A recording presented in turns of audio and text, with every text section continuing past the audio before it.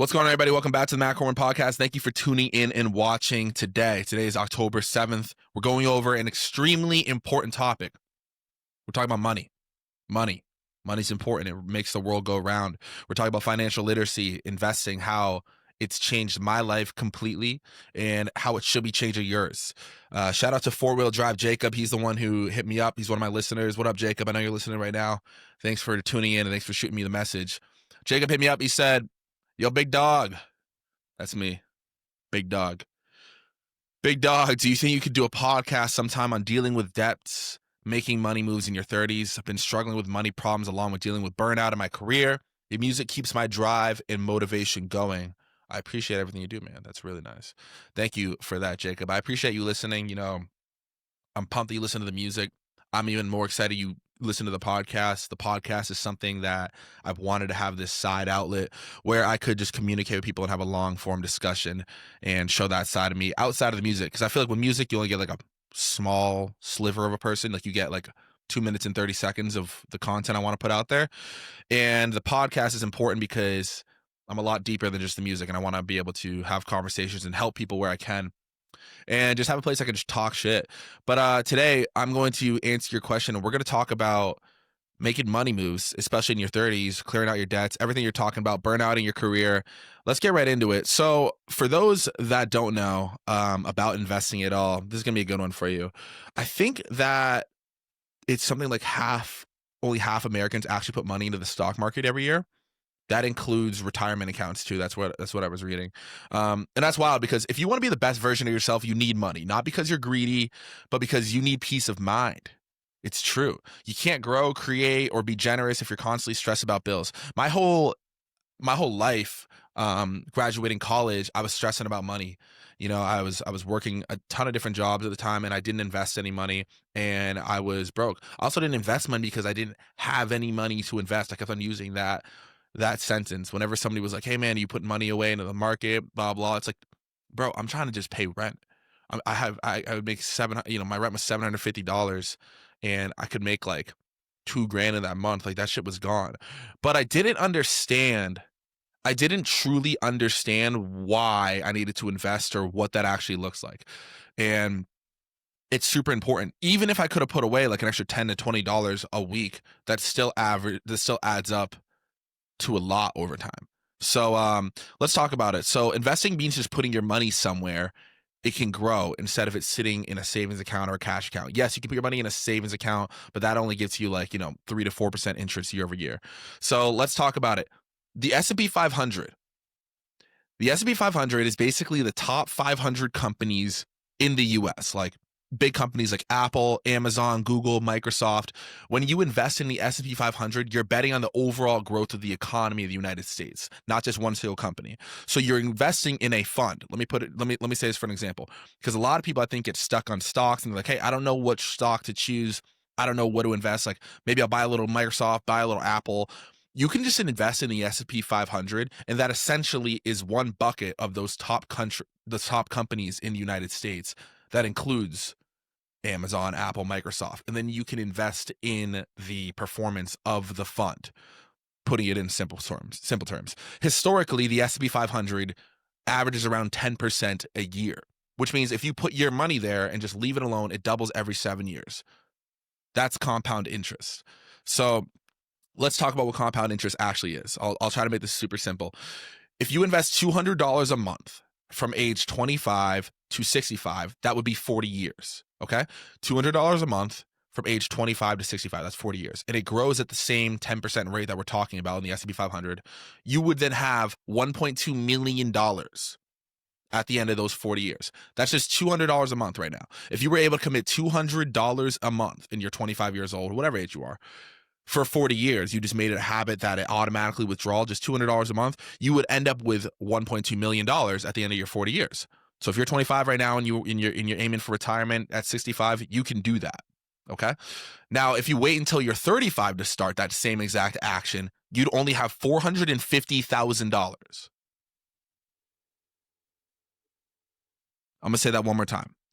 If you invested $200 a month from age 25 to 65, you would have $1.2 million when you were 65 years old. Now, if you just waited 10 years and you started to do that same thing of investing $200 a month at age 35, then you would end up with $450,000. That means you lost over $700,000 just by waiting those 10 years. That's the power of time. That's the power of compound interest. Compound interest is insane. And let me just do a simple definition of compound interest for those that don't understand or know what it is. That's okay. You don't know until somebody tells you. And that's what I'm trying to do here today. Compound interest is the interest calculated on the principal amount of a loan or deposit plus the accumulated interest from previous periods, essentially earning interest on the interest. This process causes the investment or debt to grow at an accelerated rate over time compared to simple interest, which is calculated only on initial principal. So let's put it this easily. If you invest $1,000 at 5% annual interest rate, you would earn $50 in interest. 5% of the $1,000 bring your total to $1,050. And then year 2 comes around, you would earn $52.50 in interest. 5% of the $1,050, resulting in a total of $1,102.50. So that's in contrast to simple interest, where the interest earned would be $50 each year, regardless of how long the money stays in the account. Okay? Compound interest helps your savings and investments grow faster, encouraging early and consistent savings. The more frequently interest is compounded, the greater the benefit of cost over time. So that's essentially what compound interest is. And you need to be investing if you're not investing. If you're listening to this podcast right now and you follow anything I'm doing, clearly you have an interest in making your life better. That's kind of my whole mantra and thing. So if you're able to put away money right now, you should be doing that. Because the example that I just stated is $200 a month. But if it was $20 a month and you didn't have $1.2 million, you could still end up with $100,000 after 40 years. So it's whatever you can contribute. If I could have started earlier, I started investing seriously within the last 5 years.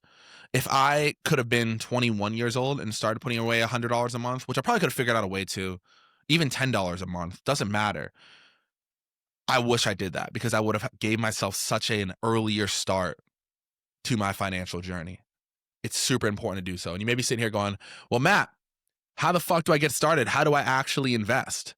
And here's how you do it. Platforms. You've seen them before. You've seen Robinhood. You've heard of Fidelity. You've heard of Charles Schwab. You've heard of Chase Bank. Here's the part everyone overcomplicates. Just starting. They're like, well, I don't know how to actually do it. You don't need to be a Wall Street genius. You can just download an app. Robinhood makes it super easy. That's what I used up until this past year when I do everything with Chase now. But what I did was I basically set up a weekly deposit in a Robinhood where I deposited a certain amount of money and it just went straight to the S&P 500. I started doing like $100 a week, $200 a week, and then I got to doing like $600 a week. And that money kept compounding and I gained interest on the money and like it went crazy. It was insane. And I thought to myself, I'm like, damn, had I just started when I was like 18 years old, I would have had so much more money. And that money has saved me in so many ways. I went through a period of time where I wasn't getting payouts from music. I just went through certain scenarios where music industry is tough and it wasn't working out correctly. And thank God I had my money invested that I could pull from. You need to do this. I promise. So that's just one thing we're talking about investing. Money and people always, I feel like growing up, it was like, oh, like don't talk about money. Don't talk about money. I don't fuck with that. I think we should be talking about money more. We should be teaching financial literacy more and telling people what investing is. Imagine if you were 10 years old and you started investing in middle school. I know that sounds so stupid. That sounds so dumb. I know how that sounds like, well, how could you do that? I mean, as simple as $10 a week. I just want to look something up because I could do $10 a week from like high school on because I started working in high school. So here we go. Let's assume this. You start investing $10 a week at age 15. You do it consistently until age 30, which is 15 years total. You invest in the S&P 500, which averages roughly 10% annual return. The math is $520 a year. You can kind of figure that out. I'm sure you can make that happen somehow. And I'm talking from a place of like, I didn't have rich parents. I've been working since I was 13 years old, but I still could have figured out a way to do this to get the money.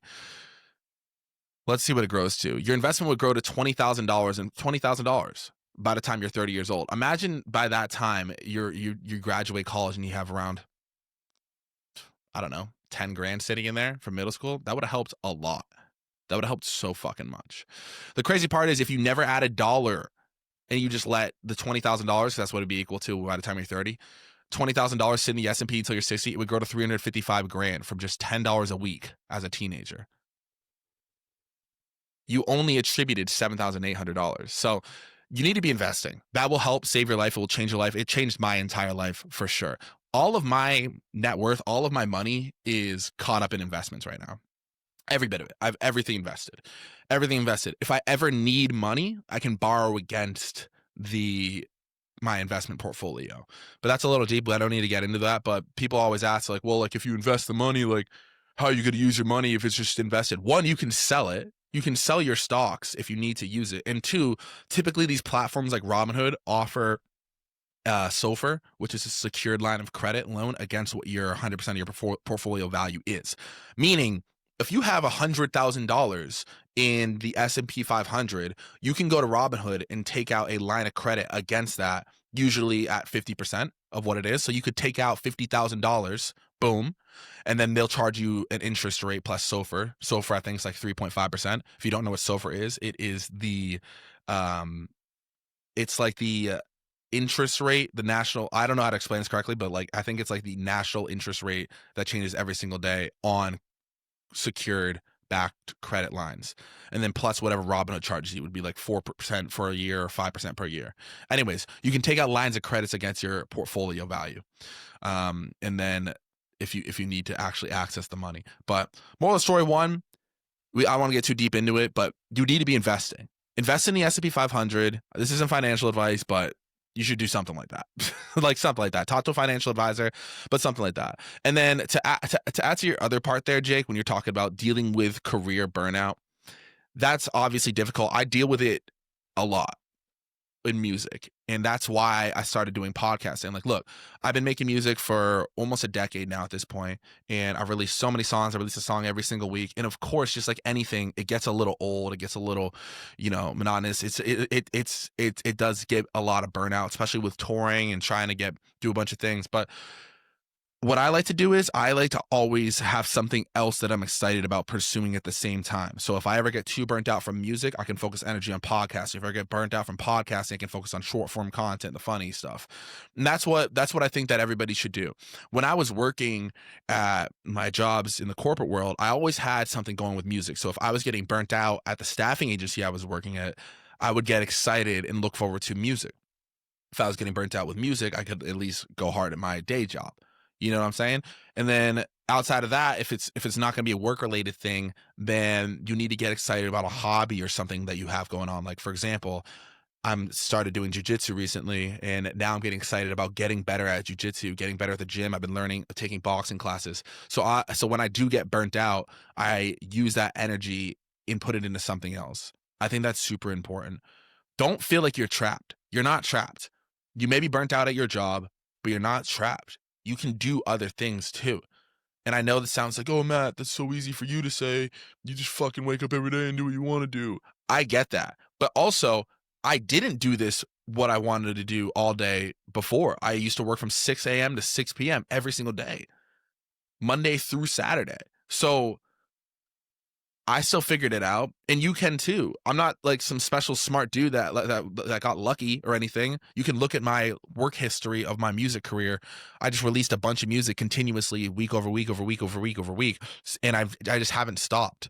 So you can do it too, because you may be more talented than me. You may be more smarter than me. You may have more resources than I had. So it doesn't matter your circumstances. You can figure it out. So if you're dealing with burnout, I advise you to try to do something different at the same time. I don't know what you do for your job. Let's say you're a carpenter and you have to be there from fucking 8 to 5 and it's a grind, whatever. You need to give yourself something to look forward to at the end of that day. My advice, working out. And if you don't already work out, you need to start working out. I talked about in the last podcast, every person needs to be working out. Every person needs to be journaling. This should be like a fucking requirement. I think that the United States should have a law in place that every person needs to be working out. And there needs to be a national fitness test every single year for every person in the United States. And of course, there's going to be people that are going to have to opt out of it for health reasons or whatever it is. But there should be a test. And if you don't pass the test, then you have to go to some sort of a workout camp, or there needs to be some sort of a resource provided to you of like a diet plan or access to a gym, something like that. Look, I'm not a politician, but there should be something set in place for everybody to get proper exercise, and it should be mandated. It should be mandated. Why is it not mandated? Our health is so important. You're nothing without your health. And there's so many people that are unhealthy and depressed and just feel like shit every day and are dying. And there's so many people getting diseases. And this all could be prevented if people took care of themselves a little better. And a lot of times people aren't taking care of themselves because they aren't educated on how to do it, on what to actually do. I've noticed that a lot of the things people struggle with are because they're either one, afraid to start, or two, they don't know how to start. And they're probably afraid to start because they don't know how to start. They don't know how to begin. And that's how I feel about the financial journey and investing as well. People are like, oh yeah, I don't invest because I don't know anything about it. I need to learn about it. But then they don't want to learn about it because they're scared to. Yo, it's easy. You download Robinhood and you start doing weekly deposits into a mutual fund just to be safe.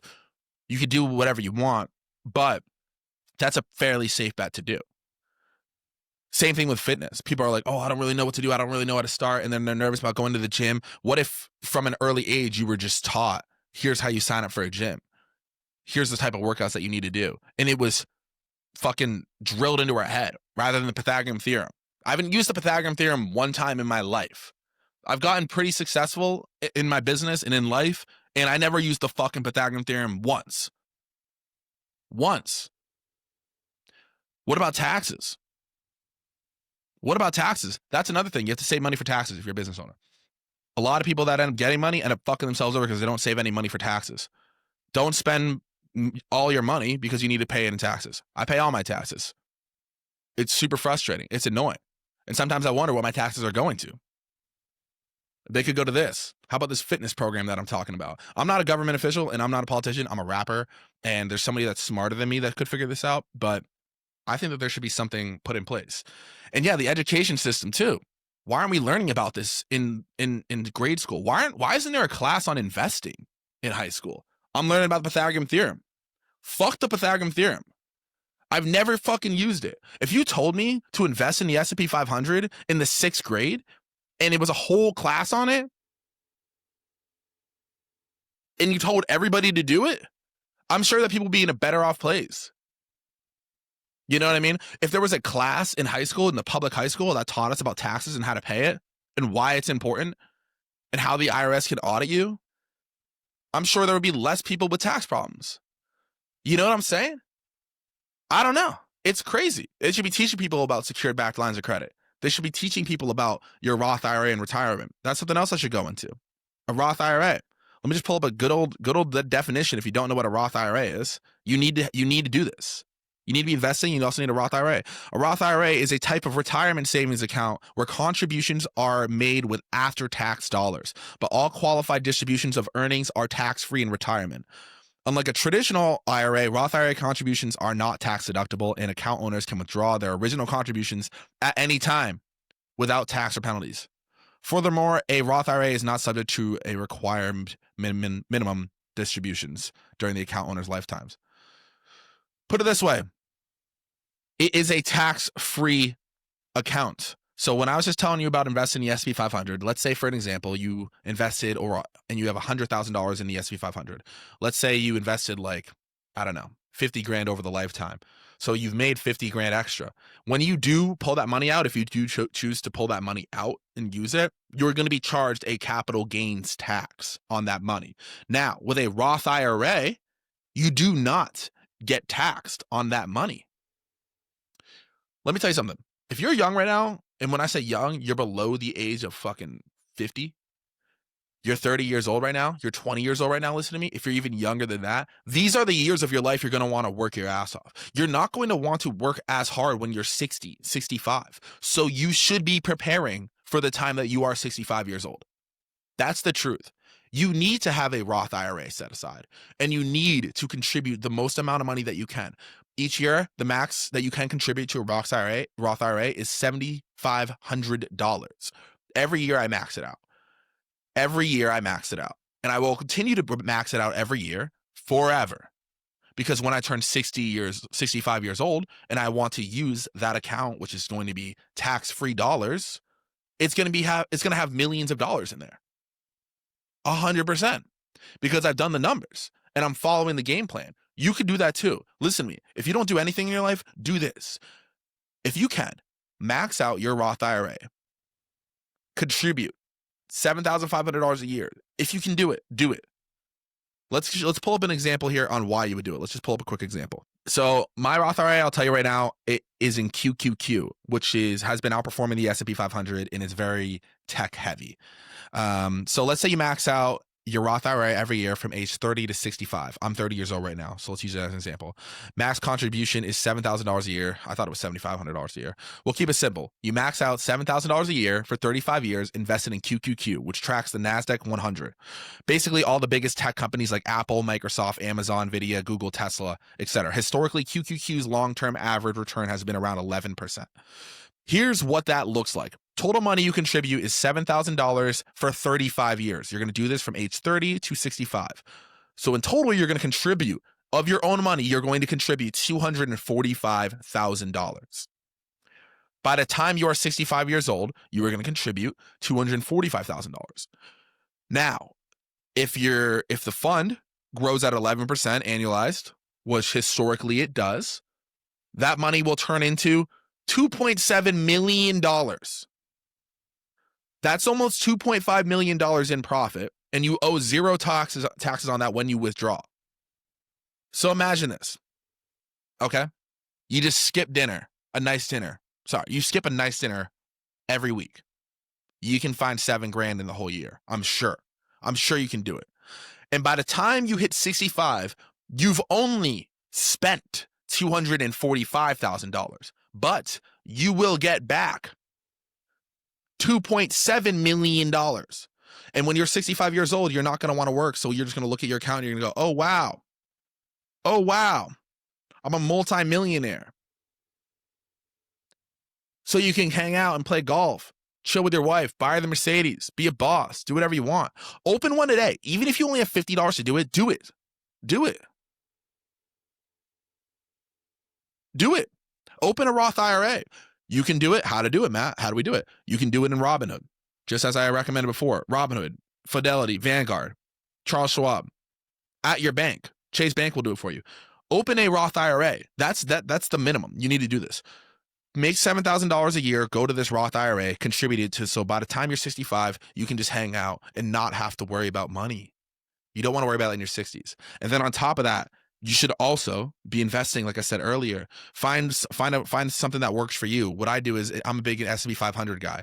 People are going to say, yeah, but it doesn't return as much. I'm low risk. How my mind operates is I'm a low risk investor and I'm a long term. That's what I am. I'm a long term play. Let me show you an example of this real quick. If I only had $10,000, if you invested $10,000 in the S&P 500 and contributed $100 a month, okay? You can do this. You can get $10,000 of that S&P 500. You can just contribute $100 a month. That's $1,200 a year. So you can find that. This is from age 30 to 65. Mind you, if you're younger listening to this now, you're going to be way ahead of the curve. That means the investment would grow to about $490,000. So on top of your Roth IRA, which is tax-free, which you're going to have $2 million in, you're also going to have $490,000 in the S&P 500. In total, you're going to spend $52,000 over the course of 35 to 65, but you're going to grow $438,000 in profit. So don't have your money just sitting in accounts doing absolutely nothing. Please open investment accounts and do this. I wish I did this earlier. Please do this. Please do this. Please do this. Please do this. Please do this. Please do this. Please do this. Please do this. Because of compound interest. I do this. It's absolutely changed my life. 100%. I'm basically financially free. I'm not kidding. You need to do this. Okay? Contribute as much as you can. You don't need to hit home runs. You don't need to make $1 million right now. You don't need to do a bunch of shit. You don't need to get lucky. All you need to do is this simple stuff, long term. Let me know if this helped you guys. Hopefully, somebody had something to get taken away from this that's helpful. I know that it's helped me. I'm just going to keep on trying to share things that have changed my life and have helped me in a productive way. So start investing today. I had some ideas here. Hey, this isn't financial advice. I'm not telling you what to invest in necessarily. I'm telling you what has worked for me and what I'm doing. But find something that works for you. Find some sort of strategy that works for you. This is my strategy. I max out my Roth IRA. It follows QQQ, and I invest weekly into the S&P 500. Now, I mean, that's what I was doing. Now I have a financial advisor, and they're managing it, and he does different kinds of investments. But essentially, I have all my money in low risk mutual funds. That's what I do. And then if you ever need money from that fund that you have it in, you can borrow against it with a secured line of credit. Anyways, start investing. If you don't, just fucking do it. Trust me. Anyways, that's a quick synopsis on some financial literacy for everybody. I hope that I helped somebody out there. If you have any questions, throw it in the comments. Again, I'm just learning and figuring things out through life, and I'm just going to continue to share shit that has worked for me. Hope you guys are having a great day out there. Drop in the comments where you're from. I love talking to people on the podcast. Thank you so much for tuning in. Thank you, God, for all good things that happen in life, and I'll be praying for you. My name is Matt Corman. I got a new song dropping every single Friday until the end of the year. It's my album called While You Waited. Hope you guys enjoy that. Thank you for tuning in to another episode of the Matt Corman podcast. Start investing your fucking money. Let's get this shit. Peace.